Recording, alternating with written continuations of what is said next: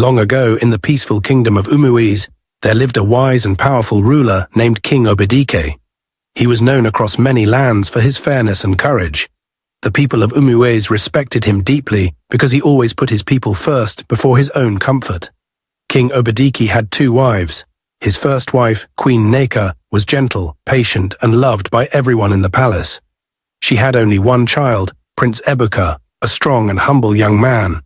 From the day Ebuka was born, the whole kingdom knew he was special. He came into the world with thick, natural dreadlocks that no blade could cut. The village priest, old Okafor, had declared that the boy's dreadlocks were a gift from the gods, a sign that he carried divine power and protection. The king's second wife, Queen Adaora, was the complete opposite of Neka. She was proud, loud, and easily angered.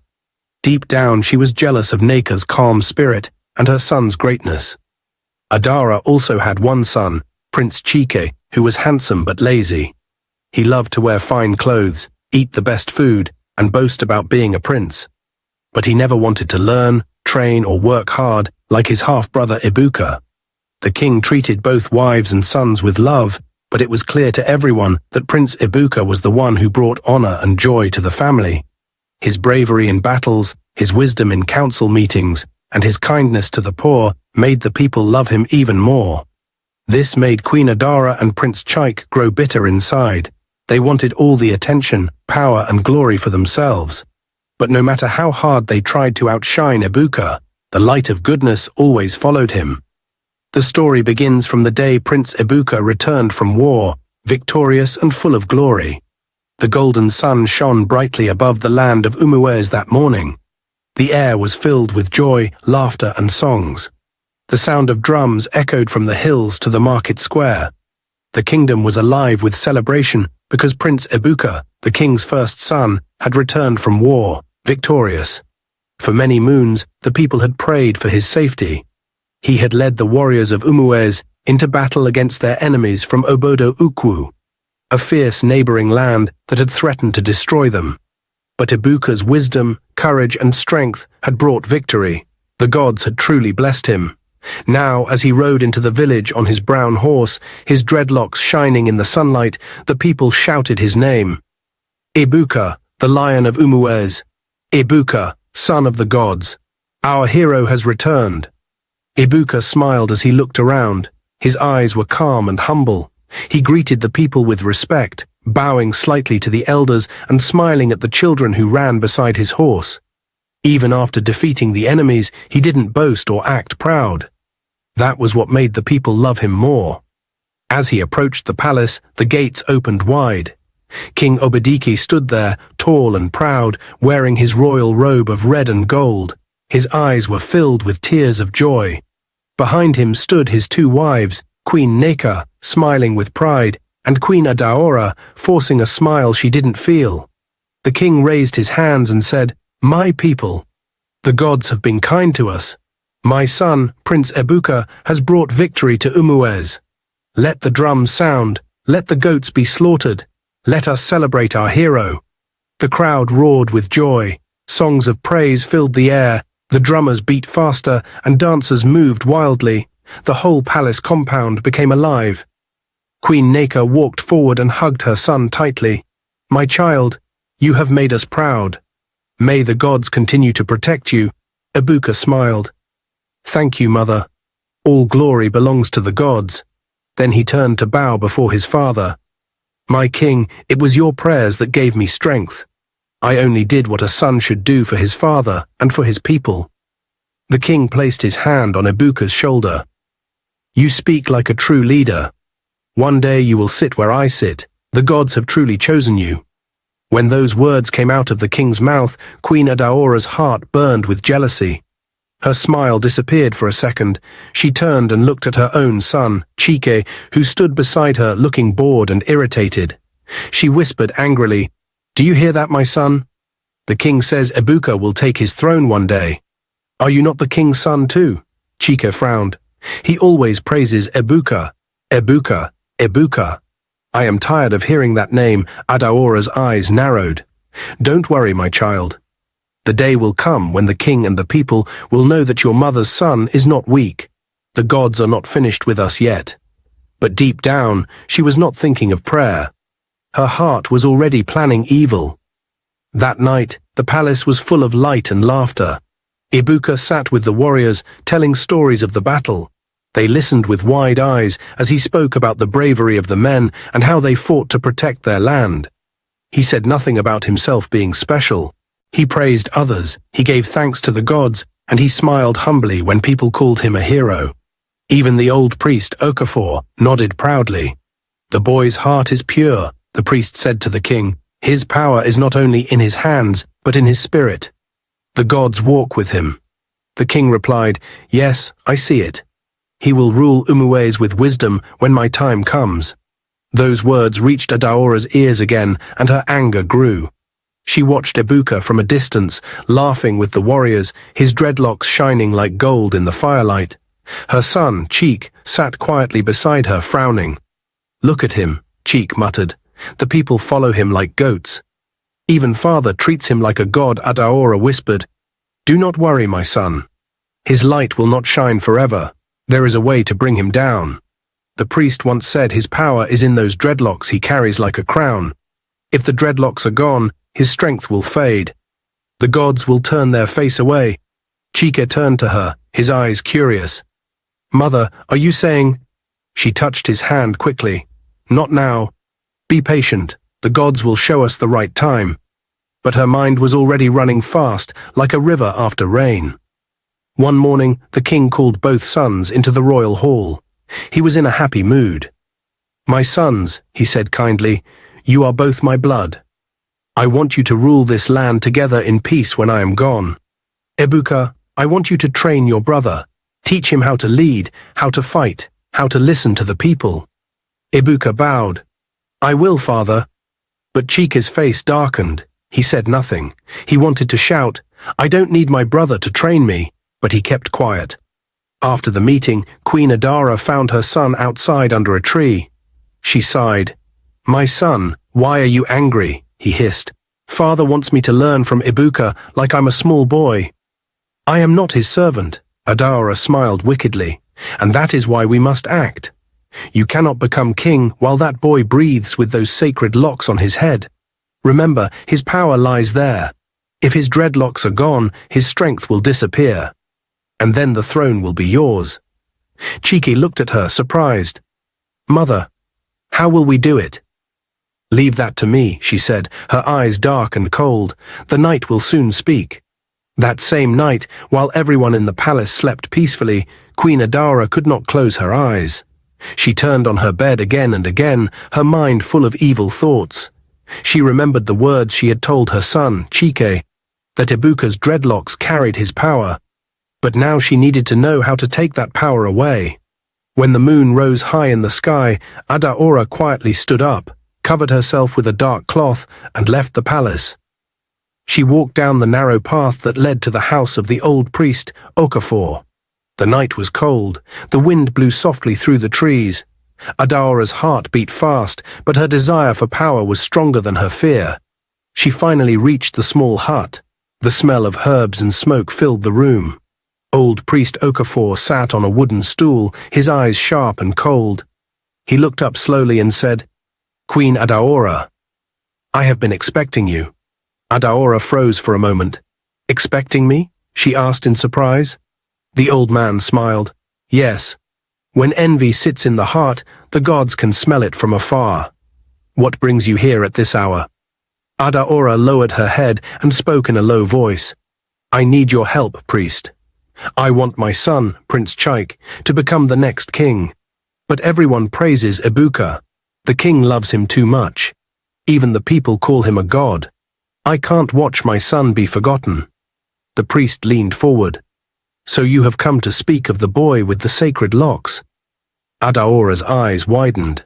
"I want the dreadlocks cut off. I want his power gone forever." The priest nodded slowly. "The gods gave him those dreadlocks before he was born. His power and protection are inside them. As long as those locks remain, no man can defeat him. Not even death can easily touch him." Adaora's voice shook. "Then, tell me what to do. How can I remove those dreadlocks?" The priest's eyes glowed strangely under the lamplight. He stood up and went to a wooden box at the corner of the room. He opened it slowly and brought out a small cloth bundle. He untied it. Inside was a shiny pair of black scissors, unlike anything Adaora had ever seen. "This," said the priest, "is no ordinary scissors. It was forged with fire and blood. Only this can cut the sacred locks of the gods. No other blade, no knife, no sword can touch that boy's hair." Adaora's heart began to beat faster. "Then please give it to me. I will pay you in gold, in food, in anything you want." But the priest's smile turned dark. He shook his head slowly. "No, Queen Adaora. Gold does not move me. I need something else, something only you can give." Adaora frowned. "What do you mean?" He looked straight into her eyes and said coldly, "If you want the scissors, you must lay with me tonight." Adaora gasped and stepped back. "What? How dare you speak to me like that? I am the king's wife." But the priest only laughed quietly. "You came to me for evil, Adaora. Do you think the gods bless such things freely? You want me to help you destroy the son of the gods. That has a price. If you cannot pay, leave now before the spirits hear too much." Adaora's anger rose. "You are a wicked man." The priest shrugged. "So is envy. You and I are not so different, my queen. Decide quickly. The night does not wait." Adaora turned away in shame and confusion. Her heart was heavy. She wanted to leave, but her mind kept whispering, "If you go now, your son will remain in Ibuka's shadow forever." She stood for a long moment in silence.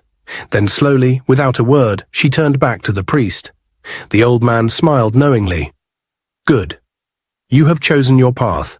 After they were done, the priest handed her the black scissors, now wrapped again in the same cloth. His face was calm but cold. He said, "Take it. But remember, you must not try to cut the locks while he is awake. His strength will overpower you. Make him sleep deeply, then strike. Only then will the scissors obey you. The gods will not forgive this act, but your desire has already opened the door." Adaora's hands trembled as she took it. "How do I make him sleep?" The priest smiled. "Mix this powder in his drink," he said, handing her a small calabash. "He will fall into deep rest. When his eyes close, his power will rest too. Then you must cut every dreadlock."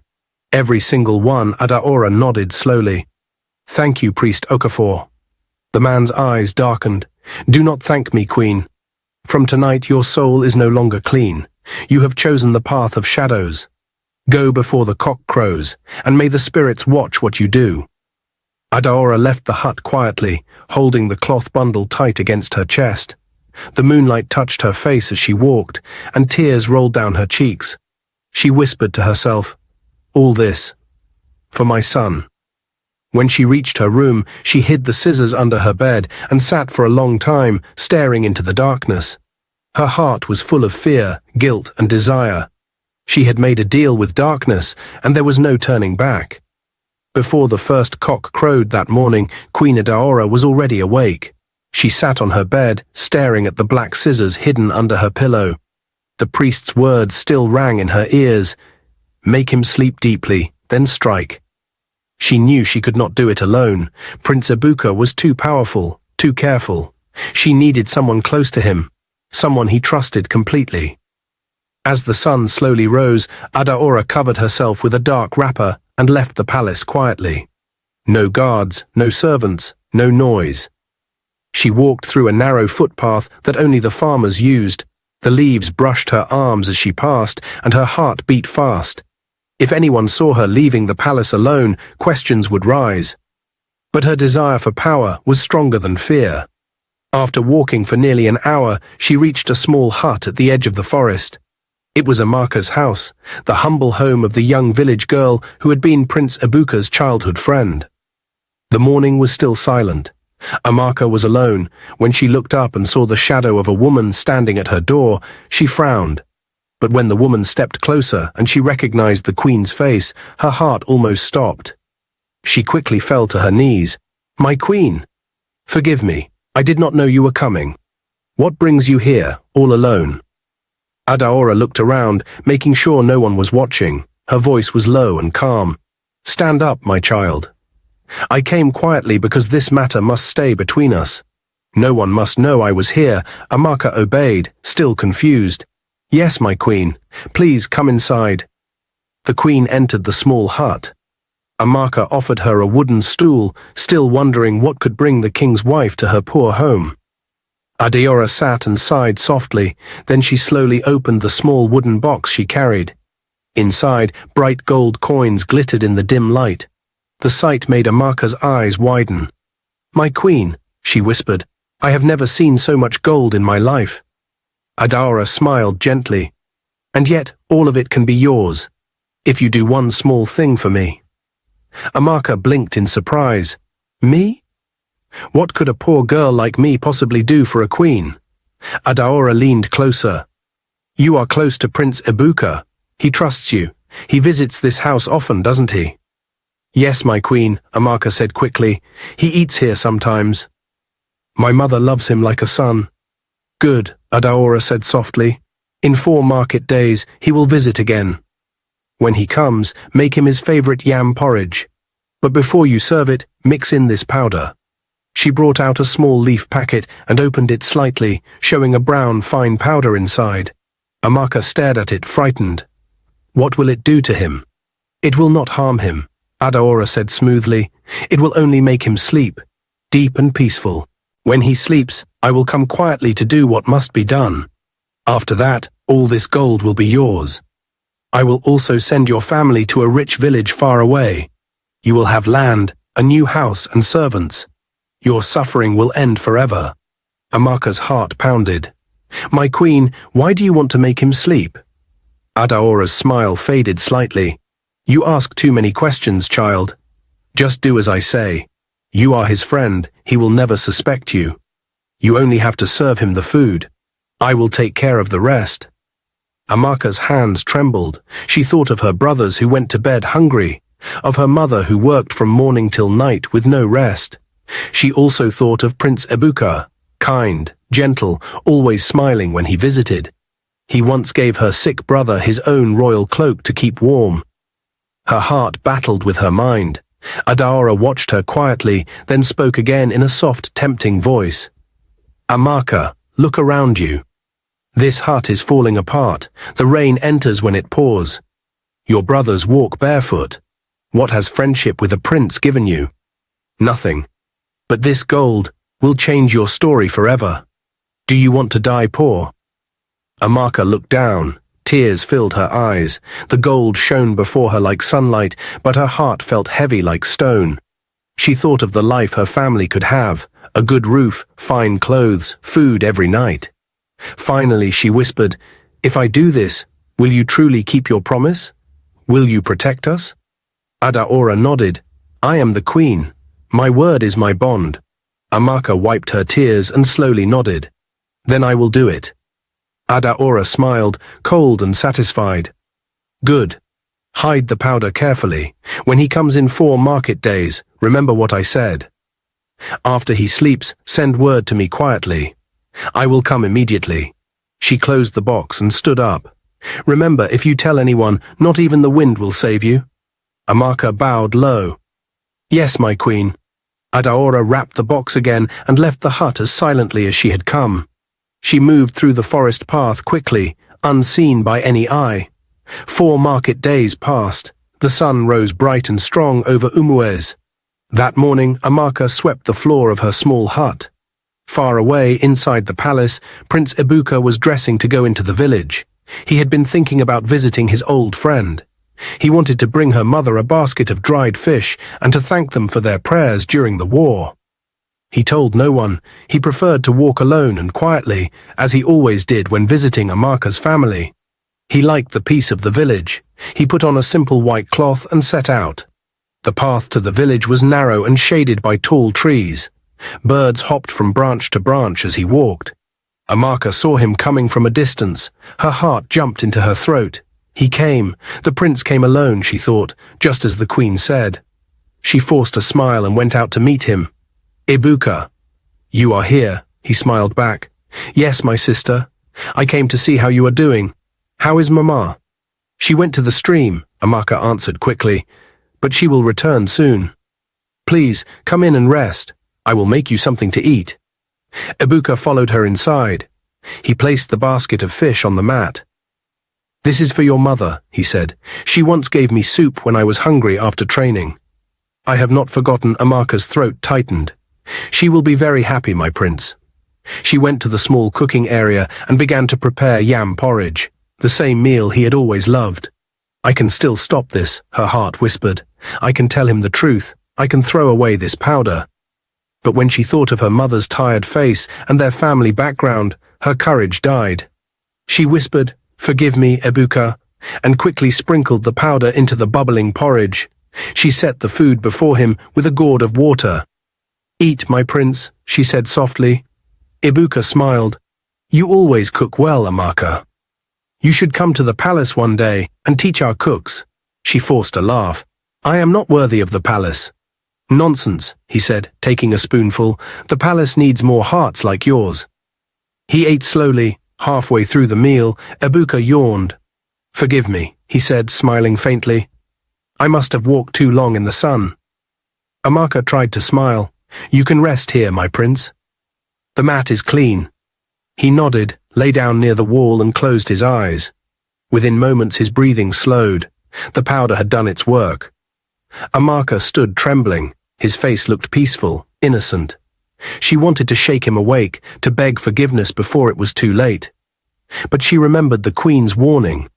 Just then, a faint sound came from outside, the slow steps of someone approaching. The wooden door creaked open. Queen Adara entered quietly, wearing a dark cloak. In her hand, she carried the small black scissors wrapped in cloth. "Is he asleep?" she asked coldly. Amaka nodded, her voice shaking. "Yes, my queen." Adaora smiled thinly. "Good. You have done well. Step outside and keep watch." Amaka stepped out of the hut. The night was silent. Inside, Adara knelt beside the sleeping prince. She stared at his hair for a long time, those sacred dreadlocks that the gods had blessed. Then, without hesitation, she unwrapped the black scissors. A strange chill filled the room. She whispered, "Let the power fall from you, son of Neka." The scissors touched the first lock and cut clean through. Then another and another, until the floor was full of dreadlocks. When the last one fell, Adaora stood up, breathing fast. She gathered the dreadlocks into a cloth bag, tied it tightly, and left through the back door without looking at Amaka. "Leave before dawn," she said softly, and disappeared into the darkness. Amaka waited until she could no longer hear the queen's footsteps. Then she went back inside. She looked at Ibuka, still sleeping, and tears filled her eyes. "What have I done?" she whispered. She wanted to stay, but fear gripped her. She knew the queen's warning, "Tell no one, or you will be gone." She woke her mother and her brother. "We must leave now," she said. "We must go far away before morning." They did not ask questions. They packed what little they had and disappeared into the forest before the first light touched the sky. When the morning came, the sun entered through the cracks of Amaka's hut. Prince Ibuka slowly opened his eyes. His head felt light and strange. He sat up and touched his hair, and froze. His dreadlocks were gone. His hands shook as he touched the short, rough hair that remained. He stood up, confused. The hut was empty. Amaka was gone. Her mother and brother were gone too. A heavy pain filled his chest. Tears rolled down his cheeks. "No, she wouldn't do this to me," he whispered. "Not Amaka." But the truth was already before him. He fell to his knees and wept bitterly. He went straight to the king's chamber. When King Obidike saw his son, his heart sank. "Ibuka, my son. What happened to you?" Ibuka's eyes were red from crying. "Father, someone has cut my dreadlocks while I slept. My power is gone. I can feel it. My strength has left me." The king stood up in shock. "Who did this evil thing?" Ibuka's voice broke. "It was Amaka, father. The girl I trusted. She gave me food. I slept, and when I woke, my hair was gone. She and her family have vanished." King Obidike's face darkened with anger. "Guards," he shouted, "find that girl and her family immediately. Bring them here. I will deal with whoever dared to touch the son of the gods." The guards bowed and ran out. They searched every corner of the forest, every path, every hut. Hours passed, then one of them came back, breathing heavily. "My king," he said, bowing low, "we found them." "But—" The king's heart pounded. "Speak." The guard lowered his head. "They are gone, my lord. The girl, her mother, and her brother. We found them by the riverbank. It looks like they drank poisoned water. None of them survived." A deep silence filled the hall. The king's face turned pale. Ibuka's knees grew weak. He whispered, "O gods of our fathers, what is happening?" King Obedike sat slowly on his throne, his hands shaking. "Whoever did this will not go unpunished. Evil has entered this palace, and it hides behind a smiling face." Ebuka bowed his head, tears falling freely. "Father, I have lost everything. My strength, my trust, my friend." The king placed a hand on his shoulder. "You may have lost your hair, my son, but not your heart. The gods gave you power before the locks. They can give it again. But first, we must find the truth." He looked toward the door, his eyes burning with anger. "And I swear by the throne of Umuez, whoever did this evil thing will face justice." Outside, thunder rumbled even though the sky was clear. It was as if the gods themselves had heard the king's vow. Meanwhile, inside the royal palace, far away from the sorrow that filled the king's hall, Queen Adaora and her son Prince Chaik were in their room, smiling like people who had just won a great battle. Adaora sat on her golden stool, holding the black bag that contained Prince Ebuka's dreadlocks. She looked at it with evil joy, turning it in her hands as if it were a treasure. "This," she said softly, "was the crown of his strength. The gods gave it to him, and now it belongs to us." Her son, Chike, laughed loudly. "Good for him. Let him feel what it means to lose."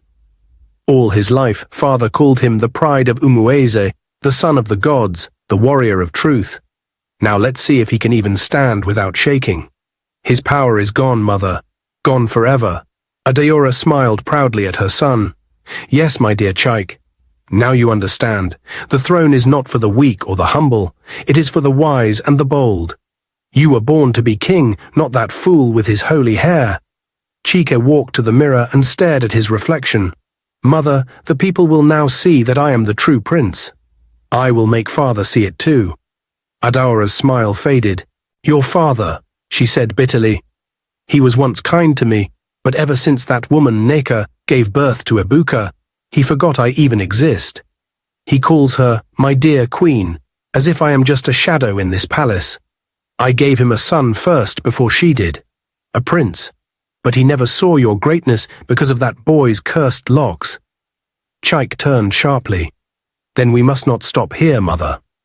We have won the first battle, but not the war. Until father names me the next king, our victory is not complete." Adaora looked at him with dark pride. "And he will." Soon Chike's eyes lit up. "What do you mean?"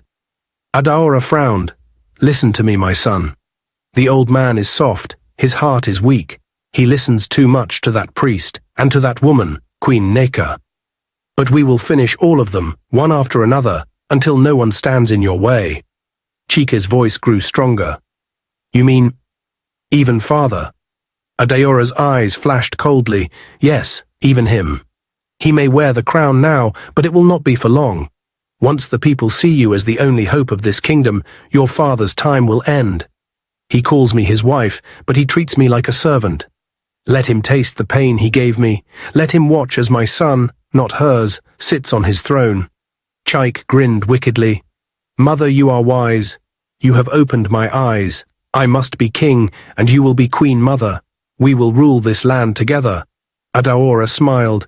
"Exactly, my son. We will rule Umuez our own way. No priest, no foolish son of Neka. No one will stop us." They both laughed quietly, their voices filled with pride and wicked satisfaction. Outside, thunder rolled softly in the sky, though the evening was still bright. It was as if the gods themselves had heard their words. A strong wind blew through the palace window, scattering papers and shaking the curtains. Chaik frowned. "Mother, why is the wind blowing like this?" Adaora frowned and hissed. "Let the gods rage if they want. They cannot undo what has already been done. At that same moment, Prince Ibuka sat alone outside his room, his heart still full of pain. He touched his bare head and felt the emptiness where his sacred locks once were. But deep inside, a quiet voice spoke to him, the same voice that had guided him in battles. The gods do not live in hair, but in the heart. He lifted his eyes toward the sky and whispered, "If my power was truly from you, then return it in another way. Show me who betrayed me. Show me the truth." The next day, Prince Ibuka's mother came to him. He was crying, saying he should not have trusted Amaka, that his power was gone. He said, "Mother, I was foolish. I trusted her. She betrayed me. My dreadlocks are gone. My power is gone. I feel empty." His mother sat beside him and held his hands. "My son, stop crying," she said gently. "You should not rely on the power in your hair. The true power is in your heart. The gods blessed you because you are brave, humble, and kind, not because of your hair." Ibuka wiped his eyes. "But mother, without my dreadlocks, I feel weak. Everyone will laugh at me. They will say the gods have left me." Queen Neka shook her head. "No, my son. The gods have not left you. They are watching you. Sometimes they test those they love. This is your test. You must not give up." Ibuka looked at her. "Mother, I don't know if I can rise again. I feel ashamed." His mother smiled softly. "You can rise, my son. I believe in you. You were born with greatness inside you. Your strength is not gone. It is only sleeping. When the time comes, it will wake again. You will still do great things in this kingdom." Ibuka was quiet for a moment. Then he said, "Thank you, mother." "Your words give me hope," Queen Neka smiled. "My son, people can take your hair, your crown, or your gold, but they can never take your destiny. Stand up and be strong. The gods will fight for you." Ibuka nodded slowly. "I will try, mother." She smiled again. "Do not try. Believe." Ibuka took a deep breath. "I believe." His mother left the room, and Ibuka sat in silence. Her words stayed in his heart. Deep inside, a new strength began to grow. A few weeks later, another village came for war. They wanted to take the land of Umuwez and destroy the kingdom. Everyone was afraid because they believed Prince Ibuka had lost his power. But to everyone's surprise, Prince Ibuka stood up and said, "I will go and fight. Power or no power, I will protect my people." The king looked at him and said, "My son, are you sure?" Ibuka nodded. "Father, I may have lost my hair, but I have not lost my courage. Let me go." The king agreed, and Ibuka led the warriors to battle. The fight was long and hard, but Ibuka was brave. He fought with wisdom, not with pride. He guided his men carefully and defeated the enemies again. When he returned home, the whole kingdom was shocked. People sang his name again. They danced and shouted, "Ibuka the brave. The gods are with him." He went straight to his mother's room, full of joy. "Mother," he said happily, "we won again. The enemies are gone. The kingdom is safe." Queen Neka smiled and hugged him tightly. "You see, my son? I told you your strength is not in your hair. The gods have really favored you. They are on your side, my son. Let us celebrate." Ibuka smiled proudly. "You were right, mother. The gods never left me." They both laughed and thanked the gods together. Meanwhile, in another part of the palace, Queen Adara and her son Chike were angry and restless. Chike shouted, "Mother, he came back alive? How? I thought his power was gone." Adara clenched her fists. He was supposed to fall in battle. How did he win again? Chike kicked a stool. "Mother, we must do something. If he keeps winning, the king will make him ruler, not me." Adara hissed. "Calm down, my son. Don't let anger rule you. Let me go and see that foolish priest. He must explain things to me. He said once the dreadlocks were cut, Ibuka's power would die. So why is he still strong?" Chike nodded angrily. "Go, mother. Go and ask him. Maybe he lied to us." Adaora picked up her wrapper and walked out quickly. Her eyes were full of fire. "He will explain today," she said to herself. "He promised me that boy's power would end. He will tell me why the gods still fight for him." She left the palace secretly, heading straight to the priest's hut. Queen Adara reached the priest's hut, filled with anger. She pushed the small wooden door open without greeting him. "You useless old man," she shouted. "You told me that once I cut Ibuka's dreadlocks, his power would finish. You promised he would never return from war alive. After everything I did, that boy came back stronger than before. You lied to me." The priest looked up slowly and said calmly, "My queen, please calm down." "Don't tell me to calm down," she screamed. "You made me do terrible things. I trusted you. Now everyone still praises Ibuka. The king is proud of him again. My son is being ignored. I want answers." The priest stood up and walked closer. His eyes were cold. "My queen, shouting will not help you. The boy's power came from the gods, not only from his hair. You only cut what was outside, not what was inside him. But there is another way," Adaora frowned. "Another way? What do you mean?" The priest smiled slowly. "If you want your son to be king, the throne must become empty first. The king must go to join his ancestors. When he is gone, no one will stop you." Adaora's anger turned into curiosity. "And how will that happen?" The priest looked at her and said softly, "I can give you something. A powerful charm. Once you use it, the king will fall sick. For days he will grow weaker and weaker. Before anyone understands what is happening, he will die." Adaora was silent. She knew what he was saying. She looked at him carefully. "And what do you want from me this time?" The priest smiled. "You already know, my queen." Adaora hesitated, but her heart was already dark with ambition. She wanted the throne for her son, no matter the cost. Finally, she nodded slowly. "Fine. I will do whatever it takes, but this time you must keep your promise." The priest grinned and said, "Good. When it is done, I will give you the charm." Later that night, he gave her a small clay pot filled with dark powder. "When the king drinks water," he said, "pour a little of this inside. The sickness will start slowly. He will cough, he will grow weak, and soon he will be unsliced. No one will suspect you." Adaora hid the pot under her wrapper and left quickly. 2 days later, just as the priest had said, the king became very sick. He could not eat or walk. The royal doctors tried every herb they knew, but nothing worked. The palace was filled with worry. Queen Neka stayed beside her husband, crying and praying for the gods to heal him. Prince Ebuka stayed close too, refusing to leave his father's side. The king's face grew pale and his voice was weak. The guards were sent to call the priest.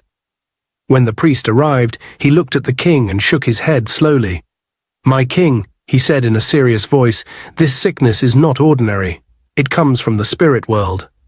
I am afraid it is time for you to join your ancestors," Queen Neka cried loudly. "No, please do something." The priest pretended to sigh sadly, then he said, "Before you go, my king, you must choose your heir. It is the law. You must name the next ruler of Umuez before your spirit departs." The king opened his eyes slowly. His voice was faint but clear. "I already have an heir," he said. "Prince Ebuka, my second son, will take my place when I am gone." The priest quickly said, "My king, are you sure? Maybe you should name Prince Chaik instead. He is strong, and the people will support him." The king shook his head weakly. "No, Ibuka will be king. That is my decision." An hour later, Queen Adaora went back to the priest's hut. She was very angry. She pushed the door open and shouted, "You fool! You said the king will die quickly, but he is still alive. You are useless. You don't know what you are doing." The priest looked at her in fear. "My queen, calm down," he said. "The gods work in their own time." Adaora pointed her finger at him. "You have failed me again. You told me to do terrible things, and now nothing is working. The king is still breathing, and my son is still without the throne. You are a liar and a coward." The priest tried to defend himself. "My queen, please." But Adaora changed her face and spoke softly. "My great priest," she said sweetly, "forgive my anger. I spoke out of fear. You know I trust you." She smiled and moved closer to him. "Let us make peace. Let me give you something to drink for your hard work." The priest smiled weakly, thinking she meant her words. She brought out a small gourd of palm wine that she had mixed with poison. She poured it into a cup and handed it to him. "My queen," he said, taking the drink, "this is a kind gesture." He drank it all. A few moments later he began to cough hard. His chest started to burn. His legs shook. He fell to the ground, gasping for air. Adara looked at him coldly. "You promised me a crown, but you brought me shame. You failed me twice. Now you will fail no more." She hurried out of the hut and disappeared into the forest path. Inside, the priest rolled on the floor, crying, "O gods of Umuez, forgive me. I have defiled the land. I slept with the queen, I helped her in evil, and now I am dying. Please have mercy." Then a deep voice filled the room. It was not human. The voice said, "Okafor, you have defiled the land. You sold your soul for sin. From the day you touched the queen, the gods left you. Now you must pay." The priest cried loudly, "Forgive me." But the voice was gone. He stretched his hand toward the shrine, but his body became still. The chief priest was dead. The next morning, the villagers heard the sad news. The people were surprised. Some said, "He must have sinned against the gods." Others said, "He was a wicked and cunning man. He used the powers of the gods for evil." 7 days later, the elders met and chose a new chief priest. They brought a young, honest man named Obina, known for his clean heart and truth. They crowned him the new chief priest of Umuez. The people said, "May the gods guide him better than the one before." But deep inside the palace, Queen Adara was not at peace. Even though she had unalived the priest, her heart was restless. Meanwhile, Prince Chike went to see the new chief priest, Obina. He came with a heavy bag of gold and promises of land and a big house. "Help me unalive my father and my brother die," he said. "Make me king and all this will be yours." The priest looked at him and felt anger and sadness. "Do not ask me to alive someone or to lie. The gods do not listen to men who buy lives with gold. Go and find your heart before you reach for my hand." Chike laughed meanly. "You foolish man. Take the gold, be wise. You can have anything if you help me. Think of a big house, a name." The priest frowned. "You are wrong to think a name or a house can be bought with blood. I have felt the gods. They spoke to me. They warned me about you and your mother. They told me darkness follows you. Go and confess your sin, Chike. Change your ways. Beg for forgiveness." Chike's face turned red with anger. He stepped closer and spat words like stones. "You are a coward. You hide behind gods and rules. You will regret this. You will not stop me. I will take what I want by any means." The priest looked at him, sad and firm. "Go now, wicked child of a desperate mother. Your heart is empty. The gods have given you warning. If you do not stop, your path will end in sorrow. Think about what you have done. Confess before it is too late." Chike shouted a final insult, then turned and left the priest's house quickly. He stamped his feet on the path and spoke threats into the wind. Few days later, Prince Chike and his mother went to another native doctor. The man gave them some charms and told them to chant some words in their room if they wanted more power. That night they locked their door and began chanting. At first everything was calm, then a strong wind entered the room. The lamp went off and both of them started shouting. Their voices were loud and full of fear. "Forgive us! Forgive us!" they cried. Queen Neka, Ibuka's mother, heard their voices and rushed to their room.